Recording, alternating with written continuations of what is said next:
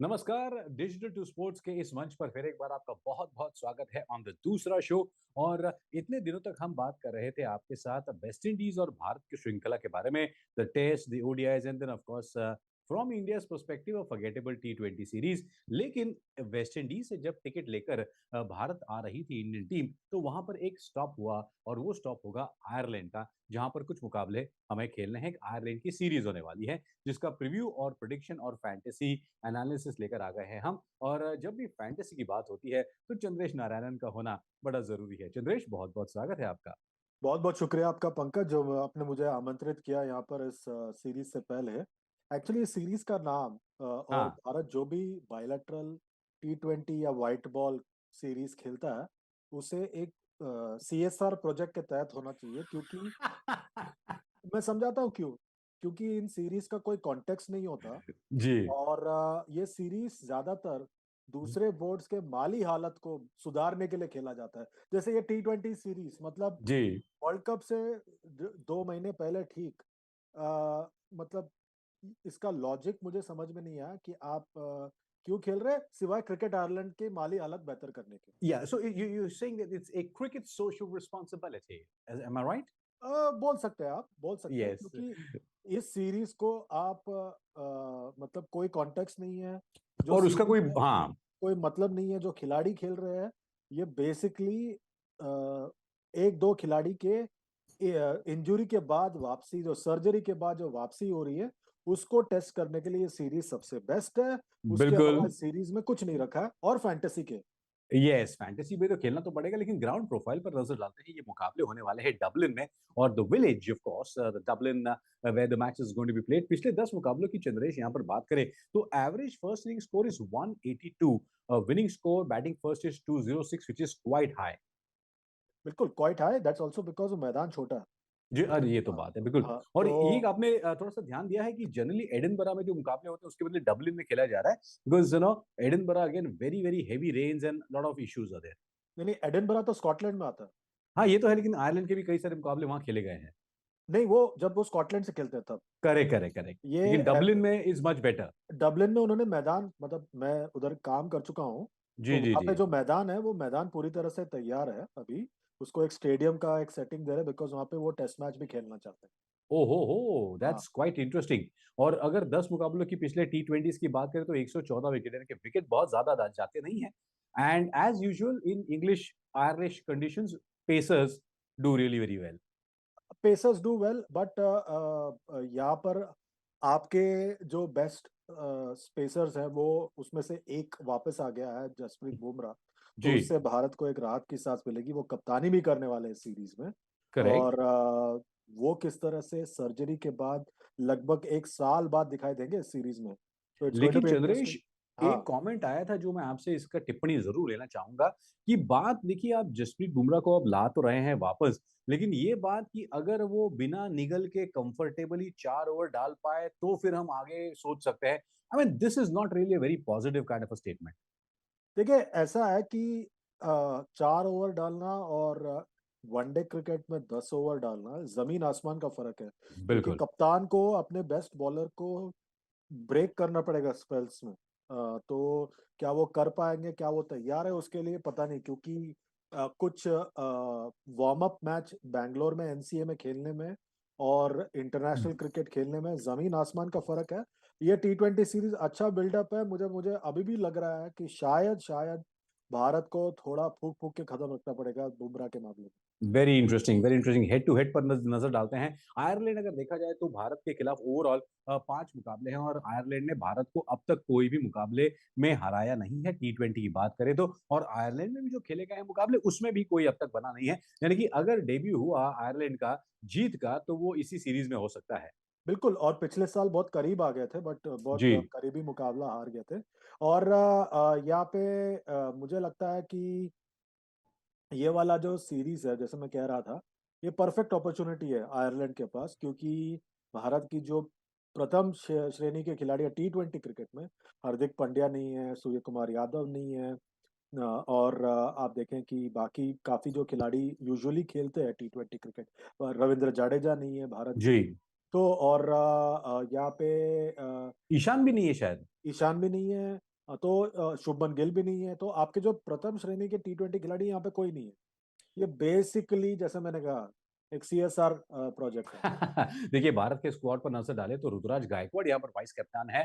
जसप्रीत बुमराह के बाद अर्शदीप सिंह, आवेश खान, शिवम दुबे, यहाँ पर यशस्वी जायसवाल, मुकेश कुमार, प्रसिद्ध कृष्णा भी लौट आए हैं इंजरी के बाद।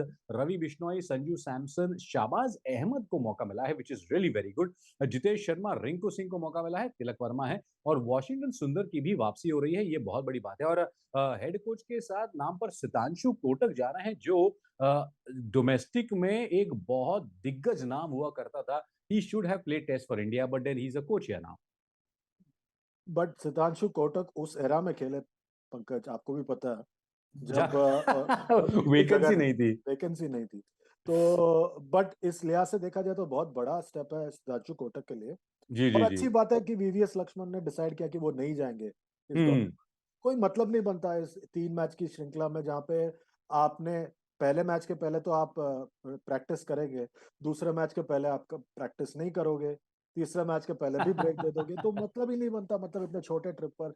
और देखें कि इस सीरीज में जसप्रीत बुमराह के लिए एक टेस्ट है, मुझे लग रहा है ऋतुराज गायकवाड़ के लीडरशिप स्किल के लिए एक टेस्ट है, क्योंकि इसके बाद एशियन गेम्स में ऋतुराज गायकवाड़ को इस टीम को लीड करना है। एग्जैक्टली, वेरी और इंटरेस्टिंग। यही और ये टीम होगा सिवाय प्रसिद्ध कृष्णा और बुमराह। बुमराह के। Correct correct, very interesting. Ireland के स्क्वाड पर भी एक नजर डालते हैं चंद्रेश, क्योंकि आयरलैंड ने पिछले अगर वर्ल्ड कप की अगर बात करें तो दे रियली इम्प्रेस्ड एवरीवन, और इस बार तो कप्तान पॉल स्टर्लिंग को बनाया गया है। रॉस अडेर, मार्क अडेर है, कर्टिस कैम्फर ने बहुत बढ़िया इनफैक्ट परफॉर्मेंस दिया है पिछले एक महीने में। गैरेथ डेलानी, जॉश डॉकरेल जो बनकर आए थे स्पिन सेंसेशन, अब वो एक उनके मेन स्टे बल्लेबाज बन गए हैं। फियोन हैंड है, वर्ल्ड कप में हैट्रिक लेने वाले जॉस लिटिल है, बैरी मैकार्थी, हमारे टेक्टर और टकर की जोड़ी भी यहाँ पर है Chandresh, Theo van Woerkom, Ben White, Craig Young और एंडी बैलबर्नी। तो काफी एक नई स्क्वाड के साथ भी आयरलैंड की टीम उतरने वाली है। देखिए इस स्क्वाड में जो दिलचस्प बात यह है, जैसे आपने कहा एंडी बैलबर्नी, जब जी। वर्ल्ड कप से 50 ओवर के वर्ल्ड कप में वो क्वालिफाई नहीं कर पाया अभी हाल ही में, हाँ। जिसका हमने सीधा प्रसारण यहीं पर डिजिटल 2 स्पोर्ट्स पे किया था। जी। उसके बाद एंडी बैलबर्नी ने कप्तानी व्हाइट बॉल क्रिकेट में छोड़ दी थी। करेक्ट। तो उनके जगह पे फिर पॉल स्टर्लिंग को टी20 कप्तान बनाया गया है। और पॉल स्टर्लिंग को तो पंकज, मैंने और आपने बहुत देखा है पिछले 8-10 महीने में। जोशुआ लिटल को काफी कुछ देखा है, हैरी बिल्कुल। टेक्टर, लॉर्कन टकर को भी काफी देखा है हमने, और मार्क अडेर की गेंदबाजी पर भी हमें बहुत ज्यादा भरोसा है। तो राइट। ओवरऑल ये ऐसी टीम है पंकज, जिससे मैं और आप बहुत अच्छी तरह से जानते हैं, क्योंकि बिल्कुल। हमने इनके बारे में बहुत कुछ, इनके खिलाड़ियों को भी काफी गौर से देखा है और टीम को भी काफी गौर से देखा है। इसीलिए पब्लिक डिमांड पर कुछ ही देर में हमको खेला शुरू करना पड़ेगा, क्योंकि आयरलैंड और भारत की टीम को मिलाकर हमको एक फैंटेसी टीम बनानी पड़ेगी। बट आपकी ये बात बिल्कुल एक इंटरेस्टिंग है कि आयरलैंड के पास एक बहुत अच्छा मौका है, और अभी भी भारत जो है वेस्ट इंडीज से 3-2 एक सीरीज हार चुका है टी20 की। तो यहाँ पर क्या आयरलैंड के पास वो once in a blue moon वाला मौका है? बिल्कुल, बहुत बढ़िया मौका है आयरलैंड के पास। और यहाँ पे ये जो सीरीज होगी, अगर आयरलैंड इंडिया को हरा देगा, तो आप ये देखें कि आयरलैंड की गलती नहीं है कि भारत के बोर्ड ने डिसाइड किया कि उनके टीम को यहाँ पे भेजेंगे। करेक्ट। वो आयरलैंड करेक्ट। की गलती नहीं है, वो आयरलैंड के खिलाड़ियों की गलती नहीं है। उन्होंने सीरीज ऑर्गेनाइज करने का न्योता दिया, भारत के बोर्ड ने एक्सेप्ट किया। अब आइए। ये बिना सोचे समझे कि आप एशिया कप और वर्ल्ड कप के ठीक पहले एक जी। टी20 सीरीज क्यों खेल रहे हैं, इस इसका आयरलैंड की, इसमें आयरलैंड की टीम का या उनके बोर्ड का कोई गलती नहीं। और ऊपर को से तो पता है। आपको मतलब देखिए कैसा है कि आयरलैंड की सीरीज, उसके बाद एशिया का 50 ओवर का फॉर्मेट, उसके साथ में बीच में एशियन गेम्स टी20 का फॉर्मेट, और वापस से ओडीआई का वर्ल्ड कप। तो हाँ, it's going to be really very very but sticky. एक अच्छी बात यह है कि प्लेयर्स अलग होंगे, खिलाड़ी अलग होंगे। हाँ। अगले हफ्ते से एशिया कप का एक कैंप शुरू हो रहा है बैंगलोर में, वहां पे खिलाड़ी बिल्कुल अलग होंगे, ये खिलाड़ी अलग है। वो सब आप छोड़ दीजिए। ये सीरीज, मतलब मुझे ये समझ में नहीं आता कि ये सीरीज का मतलब क्रिकेट आयरलैंड के लिए फायदा है, पर चले, मतलब वो बेहतर जानते हैं हमसे। पर एक बात अच्छा है कि डिजिटल 2 स्पोर्ट्स पे हम हर मैच का आकलन करेंगे, हर मैच पे हम अपना अपना फैंटेसी 11 बताएंगे बनाएंगे अपने जी। ऑडियंस और को, बताएंगे। हाँ बताएंगे, वही बताएंगे, बनाएंगे मतलब बना चुके हैं हाँ, इसलिए बना बताएंगे चुके हैं, ना। बनाकर बताएंगे। तो जो बन चुका है आपका प्लेइंग 11 फैंटेसी वाला, उसके ऊपर उसके बारे में बताइए जरा। यहाँ पे देखिए, मैंने अपने तरफ से मैंने संजू सैमसन को दिल पर पत्थर रखकर लिया है, जो कि अरे इन्होंने यार। इन्होंने अपने बिल्कुल, मतलब मुझे लगता है कि उनको इतना मौका दिया है, इतना मौका दिया है, उस मौके पर कभी खरे नहीं उतरते हो। तो मुझे लगता है कि उनके पास ये आखिरी मौका है इस T20 सीरीज में। नहीं, 15 ऐसा तो मैच। आप हर बार बोलते हैं। नहीं यार, मुझे लगता है इस बार आखिरी है। इस बार, जी, इस बार वाला आखिरी, लेकिन हाँ, देखिए 15 मुकाबलों में 250 रन बना चुके हैं, 136 का एवरेज है, very good, but he needs to do better. बिल्कुल, much much better he needs to do.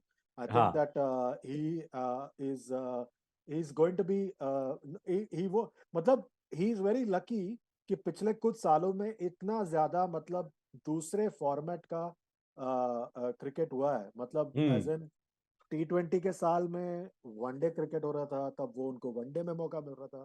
One day के साल में T20 सीरीज हो रहा है, तो उनको मौका मिल रहा है। वनडे में तो पिछले साल उन्होंने अपना जौहर दिखा दिया। जी जी इस जी जी साल जी। मगर पहले T20 में इंजर्ड हुए, टीम से बाहर हो गए, वापस आए तो फिर उनके मौका दिया गया, लंबा रोप दिया गया, अब और मौका मिलेगा उनको। पर उनको अब इस मौके को बुनाना होगा। बिल्कुल, ये तो बात है, और आपकी टीम में टक्कर टेक्टर दोनों हैं। बिल्कुल, मैं टक्कर और टक्कर दोनों को मैं ले रहा हूँ अपने। अ, और देखिए, लॉर्कन टकर की बात करें तो पिछले कुछ महीनों में इन्होंने बहुत बेहतरीन प्रदर्शन किया है, और इनका कॉन्फिडेंस जो बढ़ा है, 39 मुकाबलों में 883 रन, और स्ट्राइक रेट भी बढ़िया, best of 94 not out, really very good.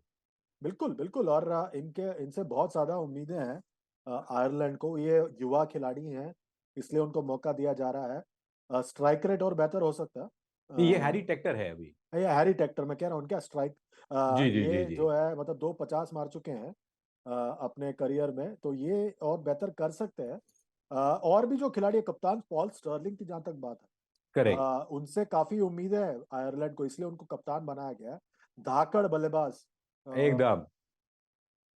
अच्छा अच्छा, अ, बाय द वे, ये कौन सी चक्की का पिसा आटा खाता है, क्योंकि मेरे और आपके बचपन से अब इनको देखने खेलते हुए। मुझे नहीं, अगर आपको पता हो तो बताइए, आप वहां पर जा चुके हैं डब्ल्यू में, तो कौन सी चक्की का आटा है ये खाते हैं? मुझे लगता है कि ये मुझे लग रहा है डबलिन में एक आटा है। अच्छा, हाँ, आटा वो आटा खाते है। हैं। हाँ, हाँ। वो पाउंड स्टर्लिंग पे खरीदना पड़ता है। चलिए आगे बढ़ते हैं, यशस्वी जायसवाल को भी आपने लिया है, क्या यशस्वी जायसवाल इन कंडीशंस में, हालांकि मैदान छोटा है, इसका बहुत बड़ा फायदा उठा सकते हैं ये? बिल्कुल उठा सकते हैं, बहुत ही खतरनाक प्लेयर है। 3 मुकाबलों में 90 रन आए इनके T20 क्रिकेट में। पर इनको सीखना है कि ऐसे मौके बार बार नहीं मिलेंगे, हम्म। और इस वक्त सभी लोग इसकी बात कर रहे हैं, इनकी बात कर रहे हैं।